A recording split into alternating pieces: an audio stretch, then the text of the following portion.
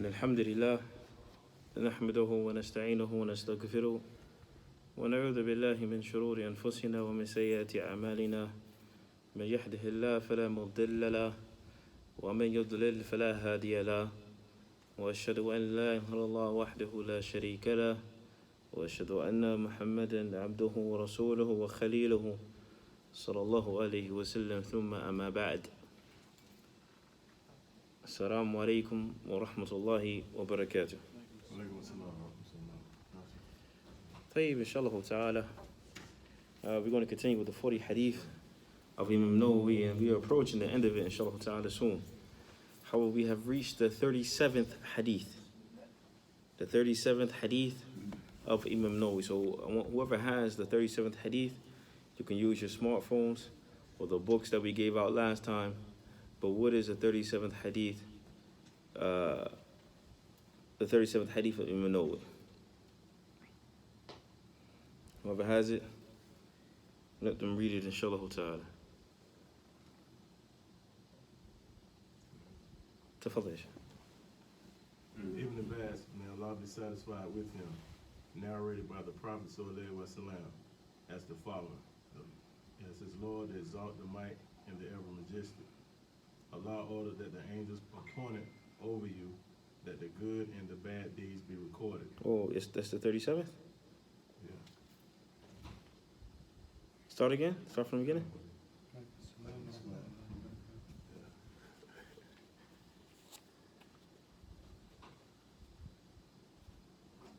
Hey, okay, he's reading with the parentheses. Okay, cool. Tafadhal. I think I was doing something wrong. Yeah. طيب تفضل. 37th hadith, go ahead. That the good and bad deeds be recorded.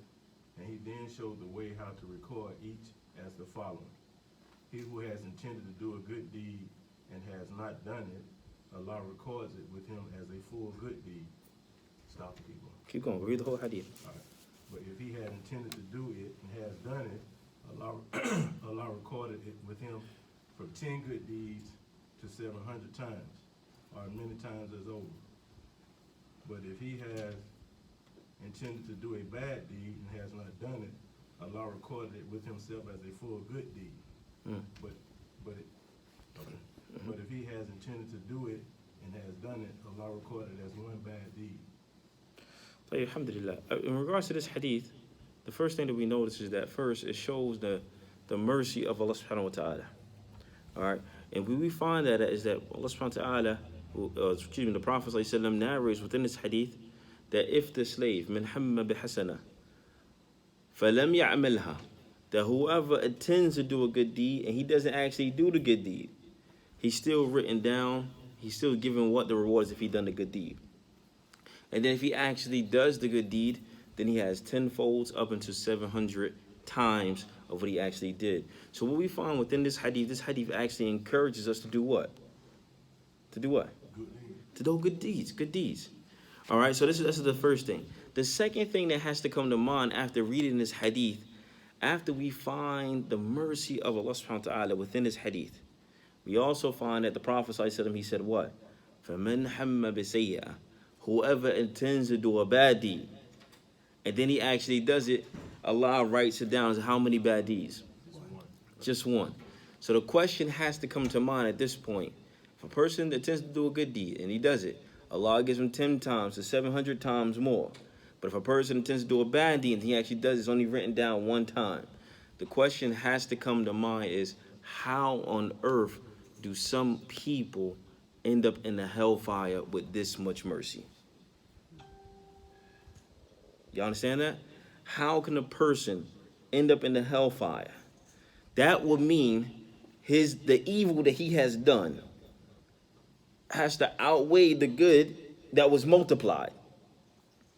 Any good deed, the very least, the bare minimum that you're going to get, Allah is going to reward you 10 times as much as what? As the actual deed itself, to 700 times, or even more than that. So to say that if a person comes on Yom Al-Qiyamah, comes on the day of resurrection, and his bad deeds outweigh the good deeds that have been multiplied, subhanallah, that person had to be what? Terrible. A terrible joker. Very methodical. It's not even, you can't even imagine something like that. But once again, this hadith shows the mercy of Allah subhanahu wa ta'ala. But even though we understand that concept now, it's not that easy.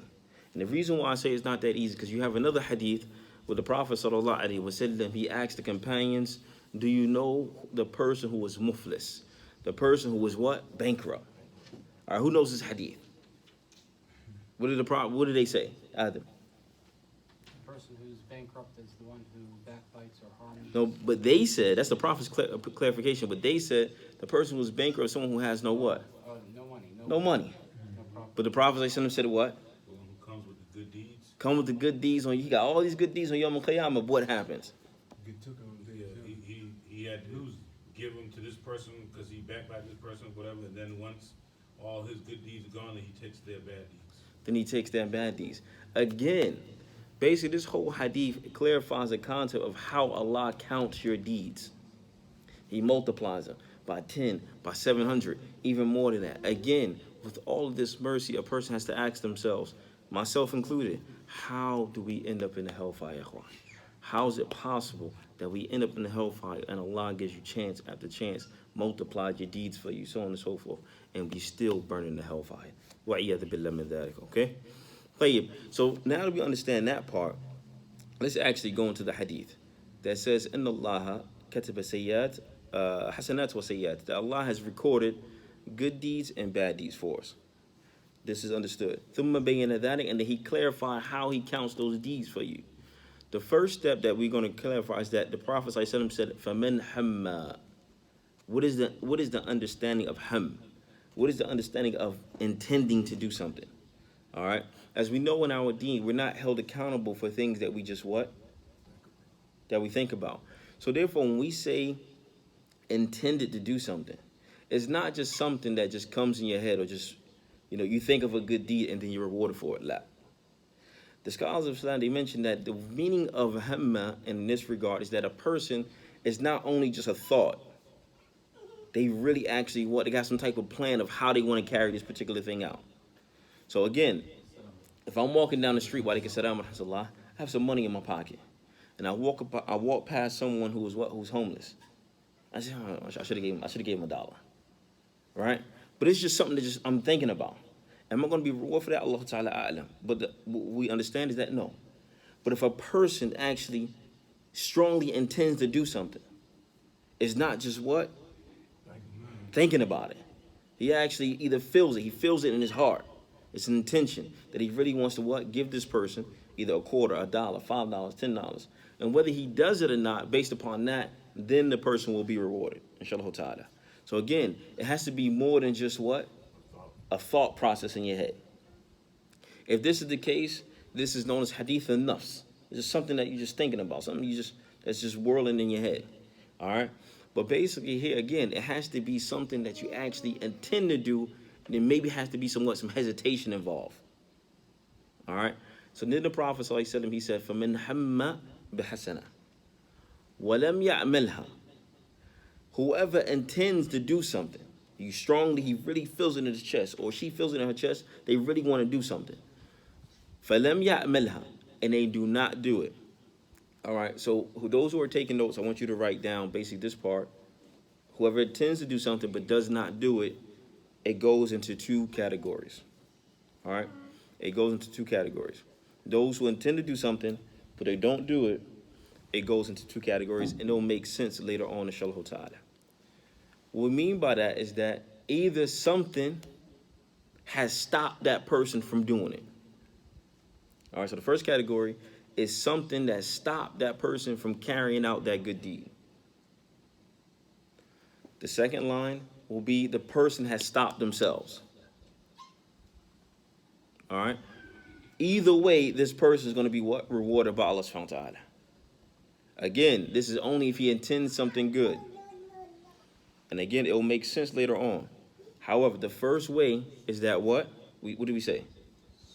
Something else stopped him or prevented him from doing that particular good deed, or he prevented himself from doing that good deed and he's still rewarded. So before I give an example, can someone give me an example where something else stops you from doing a good deed? You actually intended to do it, but something else stops you from doing that particular good deed, and you're still rewarded by Allah. Somebody else did it before you. Tayyib, give me an example. I'm gonna give this person some money, and I go in my pocket, and the brother walk up behind me and give him the money. Jimmy, Tayyib, okay. Say you got intentions of doing something for a brother or a sister, but for some odd reason, you make the intentions to go forward to do it, but they don't show up. So we still get rewarded? Tayyib, Jimmy. Got an emergency. You wanted to do something, something came up, you can't do it no more. Right? But you actually intended to do something else, prevented you from carrying out that good deed. All perfect examples. This person is still rewarded with Allah subhanahu wa ta'ala. Allah will give him a full reward. As is mentioned in the hadith, كَتَبَهُ اللَّهُ عِنْدَهُ حَسَنَ كَامِلًا, that Allah will give him the full reward as if he did what? As if the person did it. Now also we said that the second category is that the person what? Prevents themselves. Prevents himself from doing. Who has an example for that? Person, Musa. If you see someone homeless and you walk up to them and they say like they need some money or something and they're hungry and everything, and then you're gonna give him money, but then you stop because you see him doing something else with the money. So then you can go. MashaAllah. MashaAllah. Hey, good. Person does something, he stops himself from doing it. Right? Or maybe he wanted to give money, but he goes inside his pocket and realizes he left his wallet at home. Or something, or whatever the case may be, he prevents himself from doing it. He hesitates, he realizes he has bills to pay, or something like that. Something else prevents him, or rather, he stops himself. Being that that is the case, Allah will give him the full reward. However, we want to clarify something. There's still a slight difference between the two people. And what the Prophet ﷺ mentioned in the other half, he says, whoever intended to do a good deed, and he actually does it, then Allah will what? Give him 10 times to 100 times more. What we want to clarify is that sometimes you'll read hadith that says, for an example, and I'll give you 2 hadith and tell me if you heard this hadith before. Or let me ask a question. Making umrah in Ramadan, what is the reward for that? Does anyone know? Right. If you make umrah during Ramadan, it is as if you made hajj. It is as if you made hajj. Does this mean that Allah is going to reward you the same as someone who actually made hajj? Yes. No. All right. Again, the hadith says, making an umrah during Ramadan, Allah will give you the reward as someone who made hajj. My question is now that we kind of understand this hadith a little bit, do you get the same reward as someone who actually made hajj?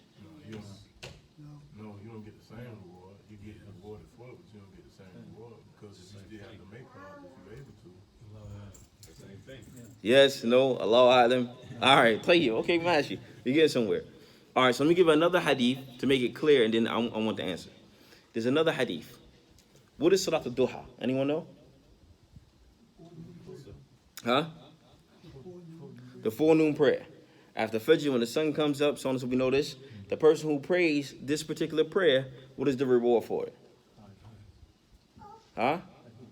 As if they made Umrah, and some narrations, as if they made Umrah with the Prophet sallallahu alaihi wasallam. If that is the case, do you get the same reward as Abu Bakr and Umar, who made Umrah with the Prophet sallallahu alaihi wasallam? You want to change your answer?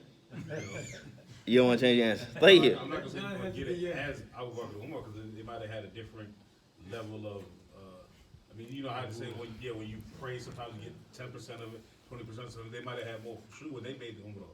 But yeah, you would get the same reward. Habib sticking to his guns. Play here. Hadith can't lie. Play here. You say no, Habib. Yeah, we'll go back to the other point. So there's no need for me to make Hajj in the month of Hajj. I can do it in Ramadan. Instead. So now what you say, I don't Habib? have to do Hajj. If a person makes Umrah during Ramadan, he says, man, listen, Ramadan's like 10, Ramadan, stuff like Hajj is like 10 stacks now.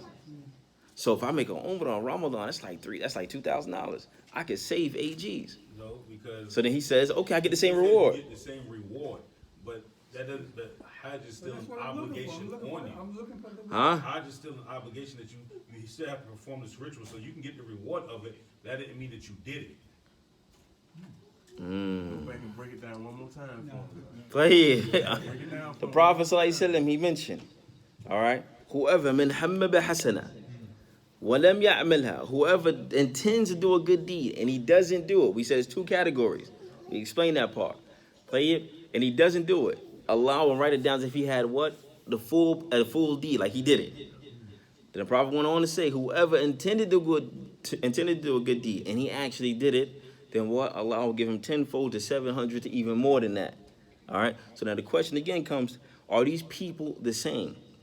When you come across hadith that says, whoever makes umrah during Ramadan, then it's as if he made hajj. My question is that the same as someone who actually went and made hajj? No, it can't be. Or for one who made du'a, salatul duha, he gets reward as if he made umrah with the Prophet sallallahu alaihi wasallam.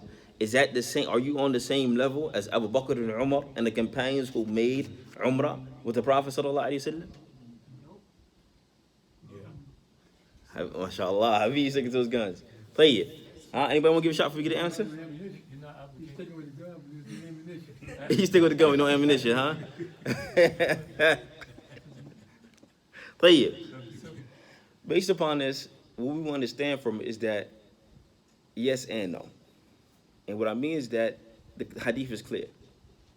The person will maybe get the reward, but it doesn't mean, as for the first hadith, that it frees him from making hajj, the obligation of hajj. He still has to what? Make hajj. A lot of people that use that hadith and they say, khalas, I made hajj.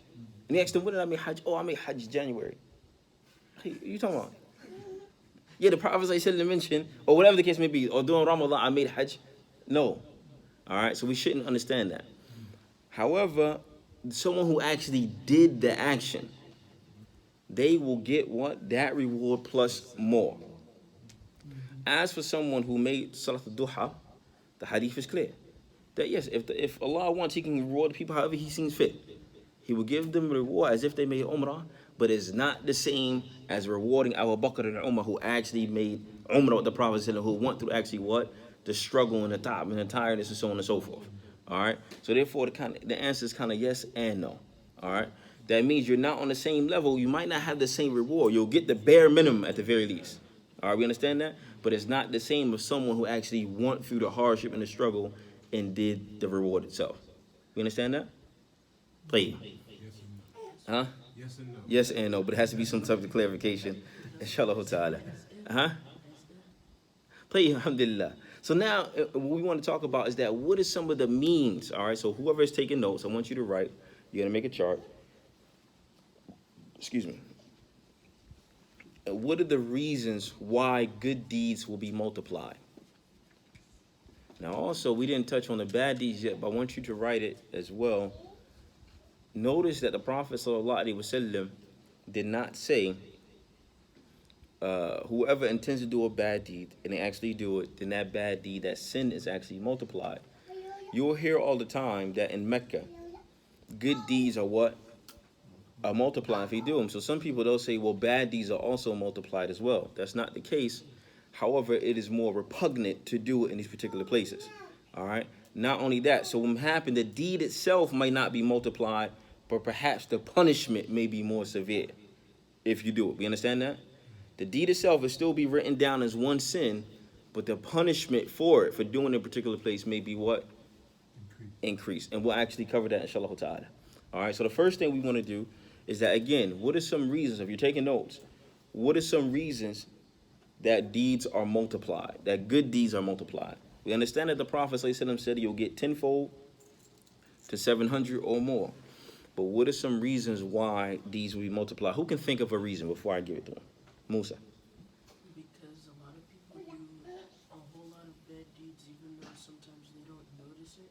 So the good deeds are multiplied so then you can be able to race past the Play it first. Alhamdulillah. So first, basically, in a nutshell, it's a mercy from Allah. Allah is trying to help you out as much as possible to get the Jannah. All right, so that's one of the main reasons why deeds are multiplied, is because Allah is helping his slave out to enter paradise. So there should be no excuse for someone to come up short, inshallah ta'ala. That's the first reason. The second reason why deeds are multiplied is because the sanctity of that particular time or place. Again, the sanctity of that time or place that you're doing it in. All right, so give me an example of the time. We just finished the 10 days of what? The what? The Hajj. And these 10 days are most beloved to Allah subhanahu wa ta'ala. There's a time frame. So whoever does actions between and at this particular time is what? It's multiplied. And it's more beloved to Allah subhanahu wa ta'ala. You understand that? So because the sanctity of the time, if you do it in that particular time, is more beloved to Allah subhanahu wa ta'ala. Which is one of the reasons why the deeds will be what? Multiplied. Or the sanctity of the place. The place itself. So therefore we're talking about, for example, Mecca.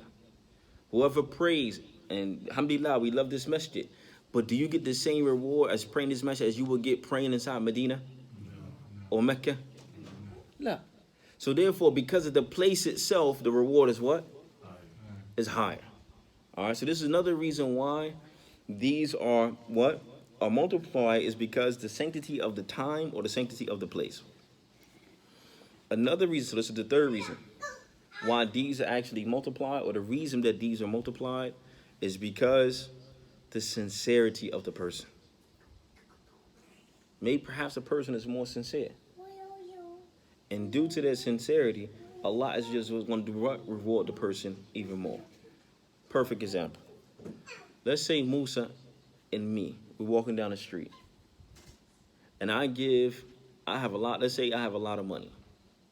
And I see someone is homeless. And I give this person $100. But I know I have a lot more money left, so $100 is not nothing. But I give him $100. To that person, it means a lot to him, right?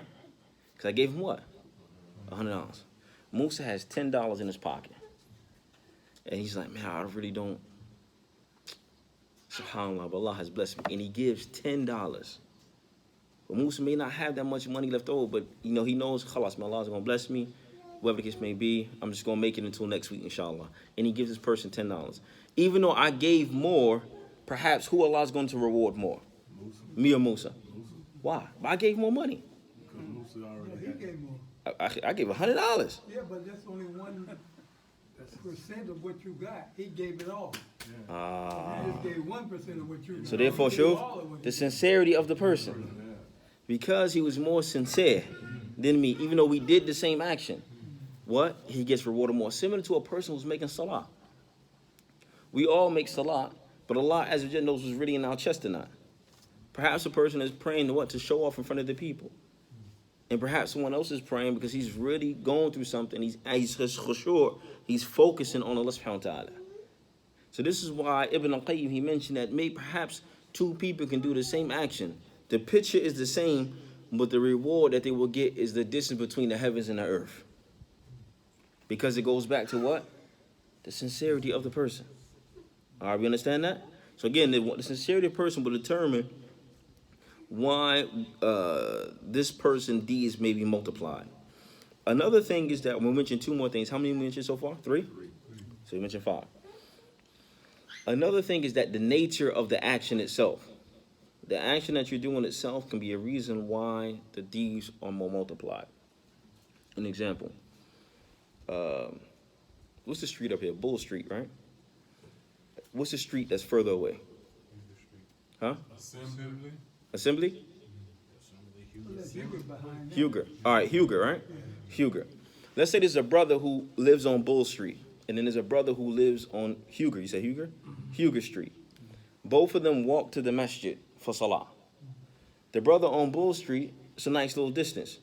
So, and we actually know, walking to the masjid, the person gets a deed for every what? Footstep that they take. The brother on Huger Street, he walks what? He works a little further. So therefore, his deeds is going to be what? So that's what we mean when we talk about the action of itself. The nature of the action itself will determine if a person gets what? More reward. Another example. Person is reading Quran. Me and Habib were reading Quran. I may read Wal Asr. Habib might read Surah Al-Baqarah. Because he read more, what's going to happen? He gets what? More reward. The nature of the action of itself. That's what I mean. All right? طيب, so the last thing why deeds will actually be multiplied, and this is number 5, the reason why your deeds are actually multiplied. Even though we're only listing 5 reasons, doesn't mean this is the only 5.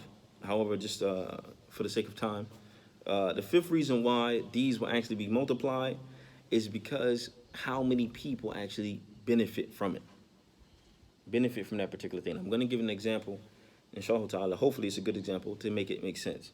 How many people benefit from the action that you did will determine, the level of how many of the deeds is actually multiplied. Example. Let's say Habib, I build a musalla, enough space for only 10 people to pray in. Habib builds a masjid, enough space for 200 people to pray in. All right. Now, let's say our intention was the same, the sincerity was the same, everything was the same. But technically speaking, who will get more reward, technically, inshallah ta'ala? Me or Habib? More benefit. Whoever got the most people. Habib, why? He benefits what? More people. 200 people can pray in this one spot, and they can also make Jum'ah and so on and so forth. And he got a playground. MashaAllah. He got a playground, everything. But however, me, I only have enough space for 10 people to pray in. So therefore, inshallah ta'ala, inshallah, we'll both be rewarded. And Allah knows, I'm just giving an example. Allah may increase mine by 50, but he may increase Habib by 150. All right? Because why? He benefits what? More people. All right? And that's in regards to that. So that's in regards to why deeds are what? Now, are evil deeds, the sin that you do, are they multiplied? It's not necessarily multiplied, but it may be what? The punishment may be what? More severe. Play it. And this is because also the sanctity of the place. So again, now we're on bad deeds. Why does bad deeds, why is it the punishment is more severe? The same thing you wrote for the sanctity of time and place, you're going to write that underneath bad deeds. There's the sanctity of the time and the place. Again, for an example, during Ramadan, is it permissible for you to eat if you, let's say you're not sick or anything like that, but let's say, is it permissible for you to eat during the morning time of Ramadan? No. You're not traveling, you're not sick, anything like that. Nothing's wrong with you. Can you eat during the morning time of Ramadan? No. So therefore, it's a time frame that's what? Sacred. And if you violate that with no reason, that punishment may be what? More severe. You have a hadith where the Prophet sallallahu alaihi wasallam, this is just to give us, and may Allah, forgive us all, and except from our good deeds, I mean. But there's a hadith where the Prophet sallallahu alaihi wasallam, he had a dream. 2 angels came to him, and he took him to a huge mountain. فقالوا له اسعد. They said, climb the mountain. قال ما أستطيع. He said, I can't. They said, climb it anyway, we're going to make it easy for you. When he got to the top of this mountain, he saw people that had hooks in them being ripped apart. From their thighs being ripped apart, from their mouths being ripped apart, from their chest being ripped apart. They were hanging upside down. The Prophet ﷺ, out of just amazement, he said, who are these people? ماذا فعلوا? Okay, who are these people? What did they do? They said, these people, صاموا رمضان وأفطروا مبكرا بغير العذر. These people fasted Ramadan, but they broke their fast early without a just reason. So therefore, they was what? Punished. So imagine someone who refuses to fast Ramadan altogether. Subhanallah. So therefore, the sanctity of the time may be a reason why what? The punishment may be what? More severe. Or the sanctity of the place. All right? Sanctity of the place. Another quick example. A person commits, for an example, let's say adultery. The action is the same. The sin is the same. But is it the same that, for an example, a person who commits adultery just here in New York as opposed to someone who commits it in Mecca? Not down the street from the Kaaba. So the sanctity of the place may be a reason why what? It's still written down as the same deed. but because the sanctity of the place, it is taken more seriously with Allah subhanahu wa ta'ala. All right? Or for an example, someone who commits adultery, but then the same person commits adultery with their neighbor, and we know the rights of a neighbor, right? Wouldn't be a reason why, or lying to your neighbor, stealing from your neighbor. Stealing is the same, no matter what. But now because you did it to a particular person, and we know we have rights, the neighbor, the punishment may be more what? Severe. But the sin is still written down as what? As one, but the punishment is, we understand that? All right? That's in regards to that. So now also another reason why the punishment may be more severe is the nobility of the person. All right? The nobility of the person may be a reason why the punishment will be more severe. Nobility of that particular person may be a reason why the punishment may be more severe. For an example, jihad. I'm using an example, you don't mind? Tayyib. Jihad is more beloved to Allah subhanahu wa ta'ala than me. Inshallah ta'ala, he is. Inshallah. Tayyib. So let's say, for an example, if I lie to a person, I lie to Habib. Tayyib, I committed a sin, I'm wrong, but with Allah subhanahu wa ta'ala, I'm not, alhamdulillah, I'm a Muslim, but I'm not really that beloved to him because I commit sins, I do all this other stuff. But jihad, someone who is beloved to Allah, and and Allah honors him. If he lies to Habib, is it the same? Is it the same? No. It's written down as the same, but Allah is going to take it more seriously with who? So therefore, the nobility of the person can also determine the punishment. There's a lot of statements of the scholars of the past. For an example, you have stories of the students of the companions. They memorized the whole Quran. But it was one story where one of the students of the companions, he was basically looking at a woman in a lustful way. All right? And he started to, after that point, he forgot at least half of the Quran. Okay? Now, one of us who look at stuff that we really ain't supposed to be looking at. All right? Is Allah going to punish us the same way that he punished basically someone like that, of that status? So therefore, sometimes the nobility of the person, Allah is most fair. Okay? The nobility of the person, the sin might be the same, but the punishment might be a little bit different. Why? Because of the status of that person with Allah subhanahu wa ta'ala. You understand that? If you don't understand, let me say you don't, and I'll explain it even further, inshallah. Is it clear? Play it. So the nobility of the person, if someone is noble, for example, a scholar commits a sin. Scholars of Islam, and we know that the Prophet said, "Ulama warathatul anbiya," the scholars are the heritage of the Prophet. Allah says in the Quran, those who truly fear him are what? Al-ulama, are the scholars, and so on and so forth. We're talking about actual scholars. So therefore, if this scholar commits a sin, the same sin that I commit, and I'm just a layman, I'm just a regular 9 to 5 Muslim, I'm just, not a 9 to 5 Muslim, stuff a lot. I shouldn't have said that.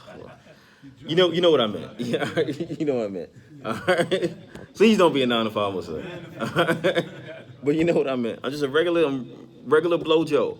All right, we commit the same sin. Would it be fair for Allah to punish us the same way? No. So therefore, the nobility of the person may determine. The sin is written down the same, but the punishment may be what? Different. Because what? You know better. Because what? The nobility of the person. It'll be a reason why the punishment be a little bit more severe. All right.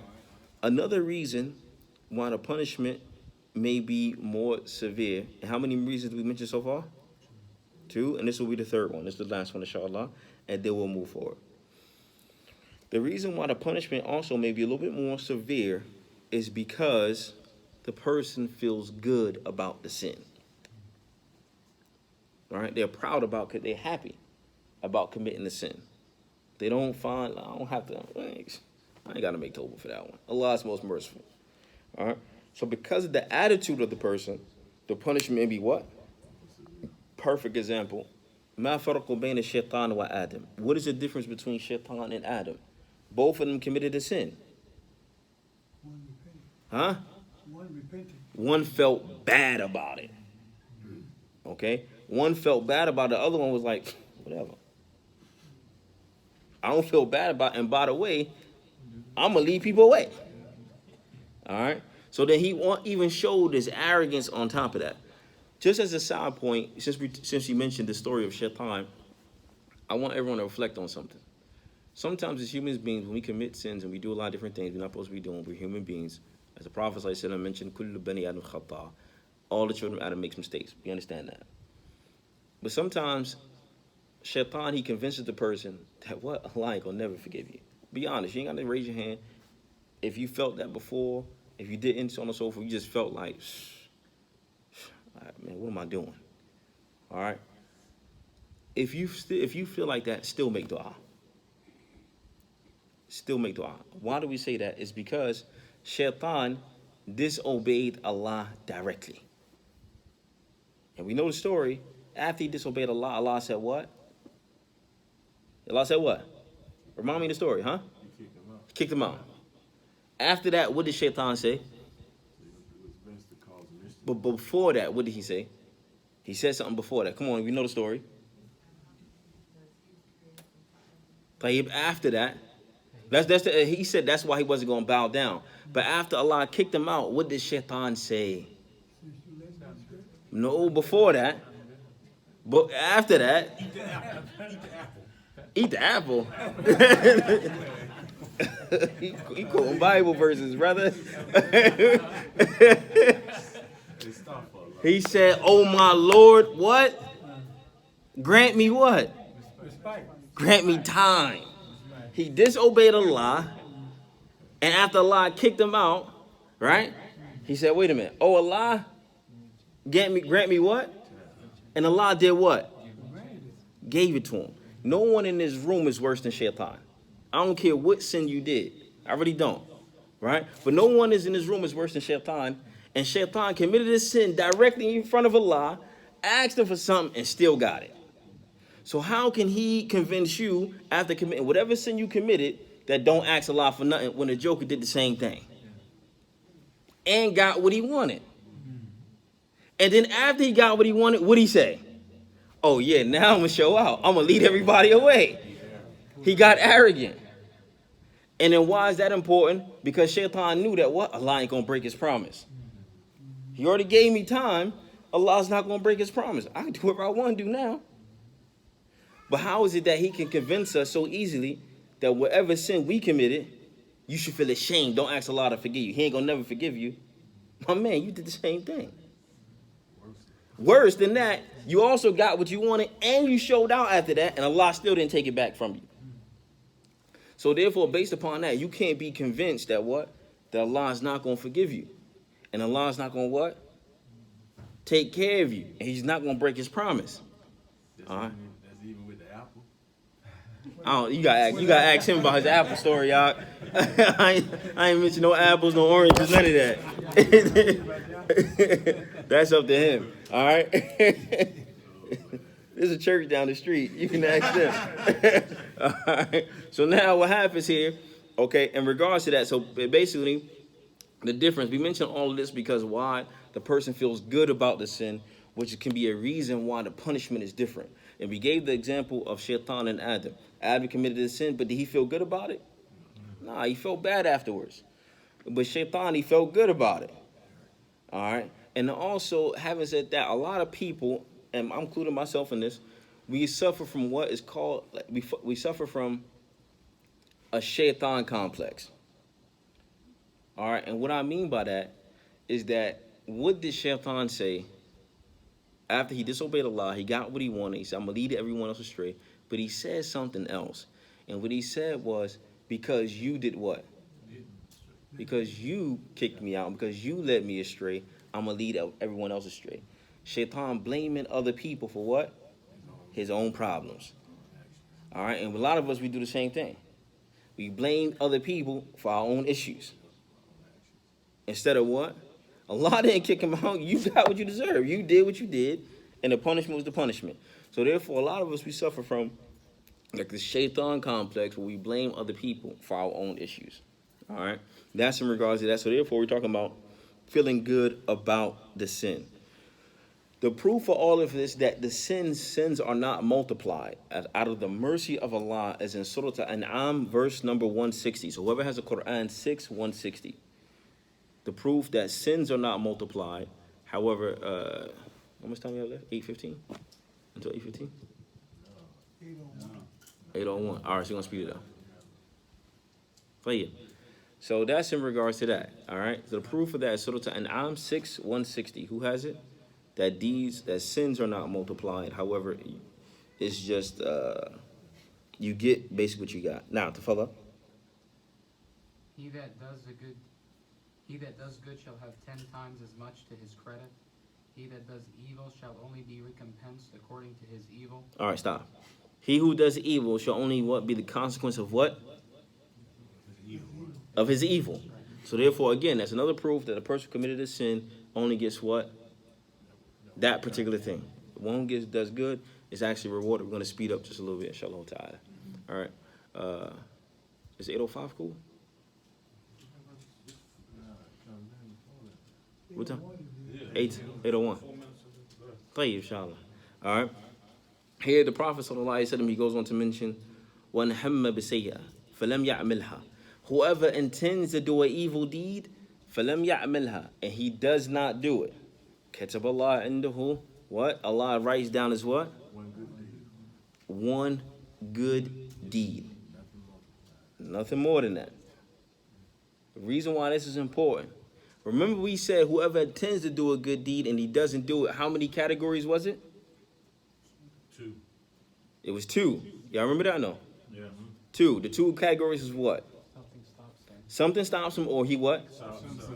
However, this is real important. We have to get this down pat. Whoever intends a bad deed and he does not do it, Allah only gives him one. And the category for this is basically is only one thing, meaning he stops himself. If something else stops him, that's a different story. Again, when we say whoever intended a good deed and he doesn't do it, it's either he stopped himself or something else stopped him. He still gets what? The full reward. However, whoever intends a bad deed and he doesn't do it, he's given the full reward, but the condition is that he stops himself, not something else stopped him. Again, a long time ago, we spoke about leaving off the haram is how many levels? You remember that? Y'all remember that? Oh, need to repeat it real quick. There's 4. How many people remember it? Okay. Raise the question. Leaving off the haram, not doing something haram is of 4 levels. We all remember that. All right, so let's make a quick review. If you leave off the haram in 2 ways, meaning you actually don't do the haram, you're actually punished by Allah. Some people are like, what are you talking about? Let me explain. The 3rd way, you're not rewarded and you're not punished. And then the last way, you're only rewarded. The first way is that basically something else stops you from doing that haram. It's starting to come back? No. All right. Play it. Leaving off the haram is of 4 ways. So I want you to write leaving off the haram is of 4 ways. The first way, you do not do the haram and you're punished by Allah. What do you mean? What I mean is that something else stopped you. The Prophet ﷺ said, if 2 Muslims meet with their swords, the killer and the one who's killed is where? In the hellfire. The companion said, O Messenger of Allah, we understand the killer. But what about the one who was killed? He said, لأنه كان حريصا على قتل صاحبه. Because he had the strong intent to kill his brother, the only difference is his brother had a better sword game. That's it. So something else stopped him from committing that sin. We gave the example last time. Brothers in college. He has his phone. He's looking at stuff he ain't supposed to be looking at. 1% left on his phone. And then his phone dies. Right? Does he get the sin for keep looking at that haram? Yes. Because if he had 5%, he would keep looking. All right? So there's something else stopped him. He didn't stop himself. So therefore, outwardly, he left off the haram, but he's still punished. We understand that? Play it. The second way is that, and remember, he said 4 ways. That's the first way. Something else stops him, but he's still punished as if he did it. The second way, meaning he does not commit the harm, but he's still punished. The person has the intention to do it. We're talking about intention. He has the intention to do it. But the only reason why he doesn't do it because he doesn't have the means to do it. So he doesn't do it. Example. Person says, man, I need some money. I'm going to stick up a bank. And he got the plan in his head and everything. The only reason why he's not doing is why? Because you don't have the what? I don't have the means. I ain't got the guns to do it. But if I had it, it's over. So he's punished what? Upon his what? Intention. All right, we understand that? Technically, he doesn't do it. Or how some of us, and like the Prophet mentioned, how a lot of people, even the youth, sometimes we grow up and we see all the celebrities, we see the celebrities with money. They say, man, I wish I had the same money as so-and-so and so-and-so. Because if I had that same money, man, I'd be doing the same stuff, even worse. So therefore, he's the only reason why he ain't out there wilding, because he broke. But if he had some money, it was over. Tax time come, it's over. All right? So therefore, the only reason why he's not doing it is what? Because he don't have no money. So therefore, he's still sinful upon his what? His intention. You understand that? Now, I'm trying to speed up a little bit, Sheikh. Okay. Question about, say if two brothers met, and like you said, the two swords was drawn. Mm-hmm. But you said, one of them got killed, and it was about their intentions in the heart. What if they two met, Mm-hmm. and an injury happened to one of them, but neither one of them died? Mm-hmm. And he's still living. Play it. Then he's still sinful as if he harmed his brother. As if he's harmed, and he should make tawbah, inshallah ta'ala. He should make tawbah, inshallah. Because it still go back to the intention. Still go back to the intentions.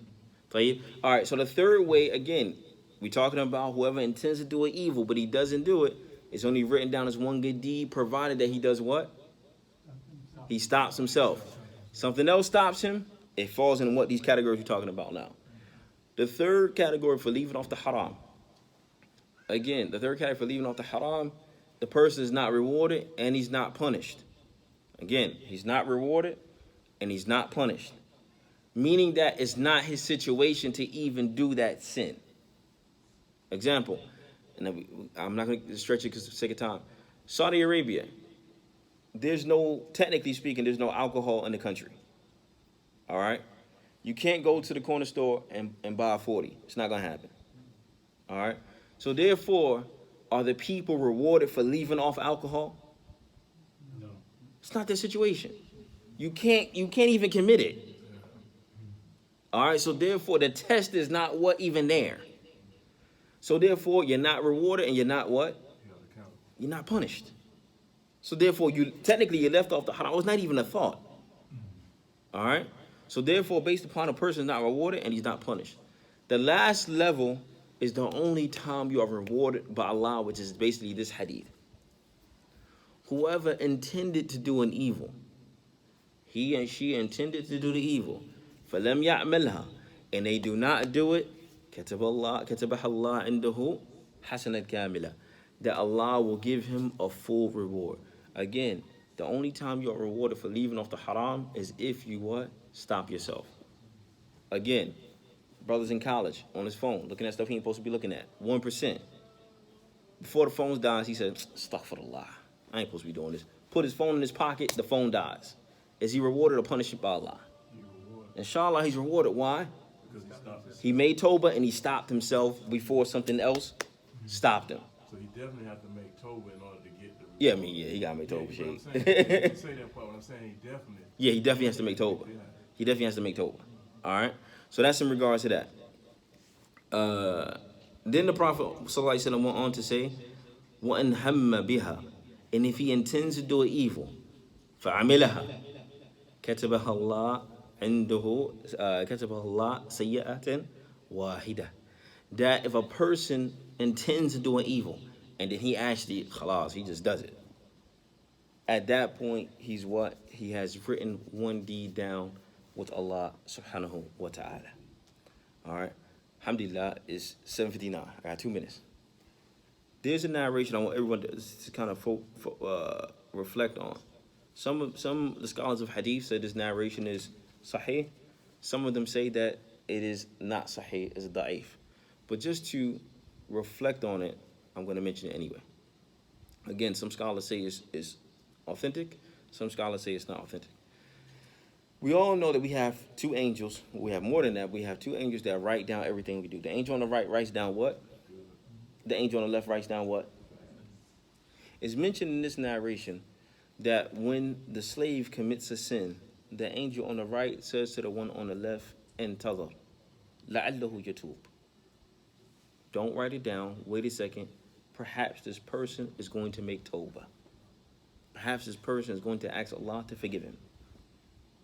All right? Based upon that, the person is given 6 hours to make tawbah, to ask Allah to forgive him. And if he does it, the sin is not even written down. But if he let that time pass, at that point, khalas, it's written down. Again, there's some difference of opinion regarding this hadith. But ala kulli hal, even if the hadith is not authentic, no matter what the sin is, it is not greater than the mercy of Allah, provided that a person is sincere. No matter what the sin is, I don't care what, it can be murder, it can be zina. Obviously, these things are wrong, it's erroneous mistakes, it's heinous, we understand that. However, at the end of the day, it is not greater than the mercy of Allah subhanahu wa ta'ala. And we already established, nobody in this room is worse than shaitan. I don't care what sin you did. I don't care what your past is. None of that.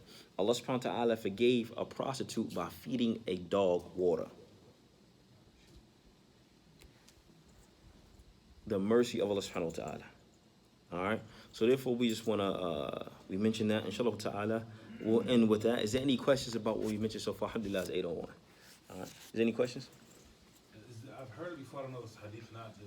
This goes to the mercy of Allah. It said that if mankind was basically judged on what he earned, like we would all like be in hell. Well, there's a lot of stuff like that. Basically, if it wasn't multiplied or whatnot, If Allah held us accountable, yeah. none of us will be alive right now. None of us will be alive. You also have a lot of different narrations where, but basically the point is that there are a lot of narrations like that. If Allah Azza wa Jalla was to hold you accountable for actually what you have actually done, then basically the punishment for that would be severe. No one will be alive right now. That's why the intentions come into play. Intentions come into play, a lot of different things. At the end of the day, we have to hold on to the mercy of Allah. You gotta clean up, because that's all we have at the end of the day. We all, I don't care what your status is, every last one of us commit sins. You know, it's at the end of the day, it's trying to gain the mercy of Allah subhanahu wa ta'ala. That's the only thing that's going to help a person into Jannah. Regardless of what you did, regardless of who you know, doesn't matter. As the Prophet sallallahu alaihi wasallam, he said, "Man bata'a bihi amalu, lan yusra' bihi nasabu." Whoever's sins have slowed them down, then their lineage is not going to help them out. Whoever's sins have slowed them down, their lineage is not going to help you out. All right, and that's in regards to that, inshallah ta'ala. Is there any questions about what you mentioned before we end? Are we going to adjust the start time of the class? We're going to move it up any of You want to move it up back further? It's from 7 The o'clock? time is going each week. You know, 7 o'clock. we move to 7 o'clock. I thought that's what we did. I thought we... It was supposed to be 7:15. We didn't have it last week, and it's supposed to be Okay. 7:15 now. So 7 o'clock? Did that work out for everybody? Grill keep coming up. Yeah. All right. I mean, y'all want to move 6:45, 7 o'clock? 7? 7 and then go. All right. طيب. Yarhamakallah. 7 o'clock. Is there any other questions, inshallah? طيب. سبحانك اللهم وبحمدك أشهد أن لا إله إلا أنت وأستغفر الله وأتوب إليه. السلام عليكم ورحمة الله وبركاته.